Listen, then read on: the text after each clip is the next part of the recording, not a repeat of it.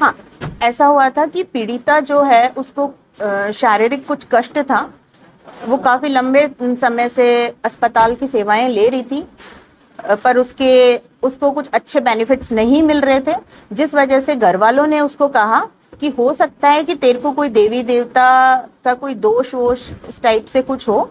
तो उसके ससुराल पक्ष वालों ने उसको बोला कि एक कबूली गांव है धोरीमना में, वहाँ पे एक भोपा है, वो तंत्र विद्या जानता है, तो तू है ना तंत्र विद्या से ही ठीक होगी। घर वालों के कहे अनुसार वो कबूली गांव में जाती है, और उस टाइम पे जब वो वहाँ भोपे के घर के आगे, जो आरोपी है लादूराम, उसके घर के आगे एक मंदिर बना हुआ है, उस मंदिर में जब वो जाती है तो वो लादूराम से मिलती है। पीड़िता और जो आरोपी है उसमें एज ग्रुप में बहुत लंबा डिफरेंस है।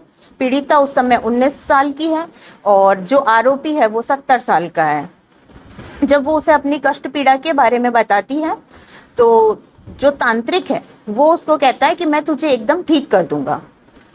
तो वो कहती है कि ठीक है, आप बताओ मुझे उसके लिए क्या करना होगा। तो तांत्रिक उसको बताता है कि मैं तुझे एक नारियल दूंगा, उस नारियल को जहाँ तू सोती है उस रूम में अपने सोने की जगह पे रख लेना, और अमावस्या यानी पूर्णिमा के टाइम पे मैं तेरे पास आऊँगा।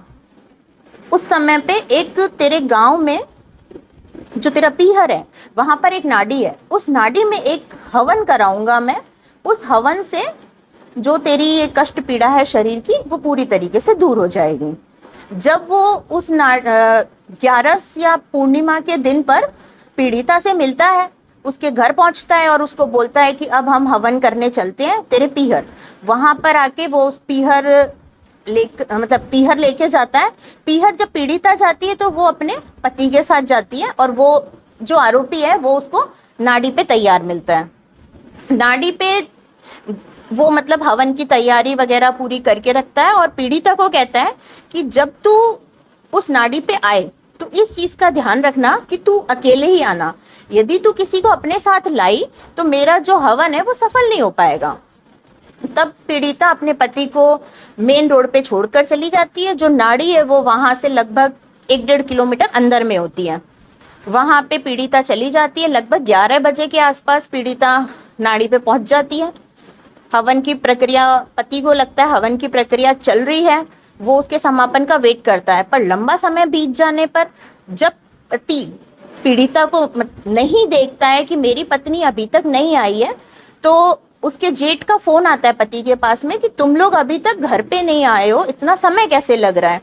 तो जेठ भी मौके पर पहुंच जाता है। दोनों मिलके नाड़ी की तरफ जाते हैं, और जब वो नाड़ी की तरफ जाते हैं तो रात चांदनी होने की वजह से उनको दिखता है कि जो तंत्र विद्या उसके साथ जो कर रहा था, जिसको यहाँ आम भाषा में भोपा कहते हैं, वो उसके साथ में बलात्कार करते हुए रंगे हाथों पकड़ा जाता है।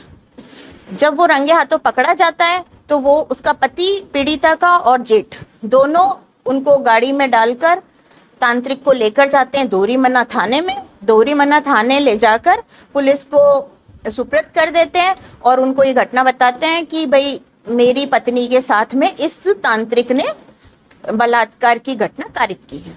नहीं, ये बात गलत है कि पीड़िता ने वहाँ विरोध नहीं किया हो। पीड़िता ने वहाँ विरोध किया था, पर जो तांत्रिक था वो अपने साथ में एक चाकू लेकर गया था और उसने बोला कि यदि तूने आवाज करी है तो मैं तुझे यहीं जान से मार दूंगा। उसको डरा धमका कर उसने रखा, जिस वजह से पीड़िता चाहकर भी कुछ नहीं कर पाई और उसने चुपचाप अपना जो भी काम है तांत्रिक ने शुरू कर दिया। तब उसको पता चला कि ये तो मेरे साथ बलात्कार करने के लिए यहाँ पर लेकर आया है।